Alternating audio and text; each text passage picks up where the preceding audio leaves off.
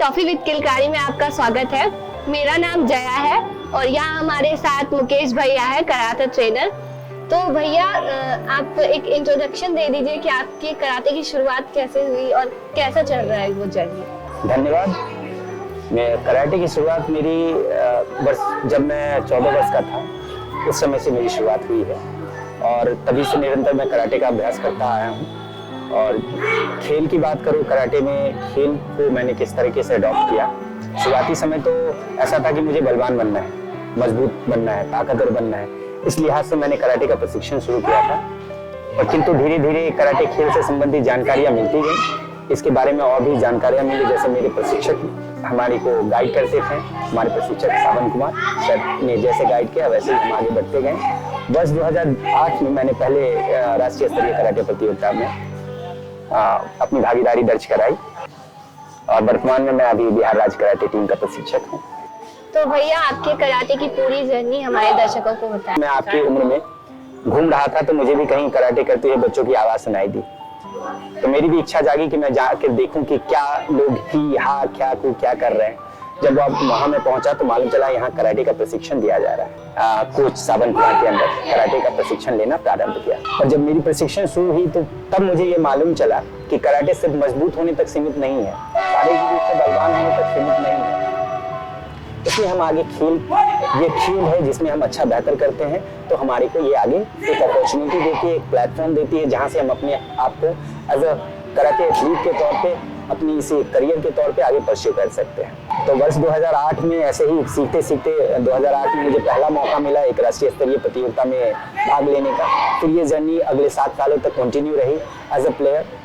फिर 2016 में मुझे 3rd डिग्री ब्लैक बेल्ट हमारे फेडरेशन के जरिए दिया गया, जो हमारा स्टाइल था उस वक्त और अभी भी है। सिकोकाई के द्वारा हमें 3rd ब्लैक बेल्ट दिया गया। फिर 2017 में मैंने पूर्ण रूप से अपने खिलाड़ी के तौर पर काम करना मैंने बंद करके आप जैसे बच्चों को कराटे प्रशिक्षण देना शुरू किया। तब से लेकर आज तक मैं बच्चों को प्रशिक्षित कर रहा हूँ, जिसके फलस्वरूप कई सारे बच्चे बिहार के अंतर्गत जितने भी बच्चे हैं राष्ट्रीय खेल, राष्ट्रीय स्कूली खेल हो, चाहे वो राष्ट्रीय विश्वविद्यालय खेल की प्रतियोगिता हो, मेरे बच्चे भाग ले रहे हैं और हमारे राज्य के लिए पदक लाने में सफलता हासिल कर रहे हैं। तो किलकारी के लिए आपकी प्लानिंग क्या थी और किलकारी के बच्चों से मिलकर आपको कैसा लगा?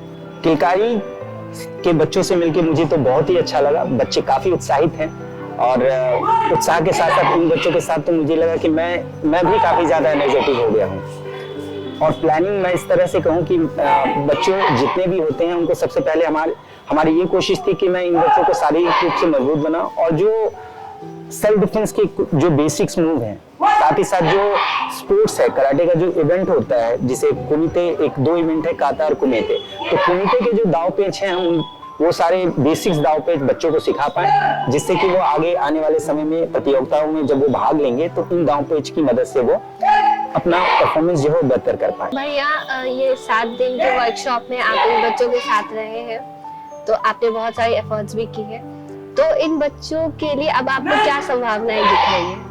इन सारे बच्चे जितने भी बच्चे थे कैंप में हमारे, सभी बच्चों ने बेहतर परफॉर्मेंस दिया है। सभी काफी उत्साहित होकर एनर्जी के साथ जो भी मैंने इनको ट्रेनिंग दी वो सारी ट्रेनिंग उन्होंने बखूबी करी है।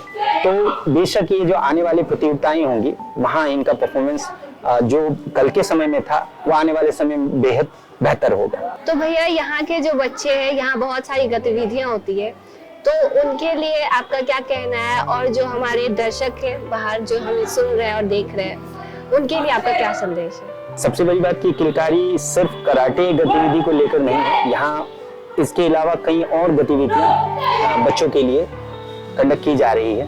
तो बच्चों को इन सभी गतिविधियों से लाभान्वित होना चाहिए। और यदि रही बात, यदि मैं सिर्फ कराटे की बात ना करूं, संदेश मेरा सिर्फ इतना सा है कि यदि आप जो भी बच्चे मुझे सुन रहे हैं या देख रहे हैं, मेरा संदेश सिर्फ इतना होगा आप लोगों के लिए कि आप जो भी करना चाहते हैं, जो काम भी आप करना चाहते हैं, आप उसमें रुचि दिखाएं, अपनी नियमितता रखें, ठीक, और साथ ही साथ डिसिप्लिन में रहें। और जहां तक मैं कराटे खेल की बात करूं तो इसमें बहुत ज्यादा स्कोप है। रीजन कि ये विद्यालय खेलों में सम्मिलित है, जहां बच्चे परफॉर्म करते हैं, नेशनल लेवल पर पदक लाते हैं, तो बिहार सरकार द्वारा उन्हें सम्मानित किया जाता है। साथ ही साथ जब वो विद्यालय से आगे बढ़ेंगे तो वो विश्वविद्यालय स्तर पर भी खेलते हैं, जहां वो राष्ट्रीय स्तर पे पदक लाने पे फिर से उनको सम्मानित किया जाता है। बिहार राज्य खेल सम्मान, जो खेल का सबसे सम्मान माना जाता है राज्य स्तरीय, वैसे सम्मानों से खिलाड़ियों को सम्मानित किया जाता है। तो इसी के साथ हम अपनी चर्चा यहीं खत्म करते हैं। अब नेक्स्ट टाइम हम लोग किसी और एक्सपर्ट्स के साथ फिर से यहाँ जुड़ेंगे और फिर यहाँ बातचीत करेंगे। तब तक के लिए धन्यवाद। थैंक यू भैया। Thank you. जय हिंद।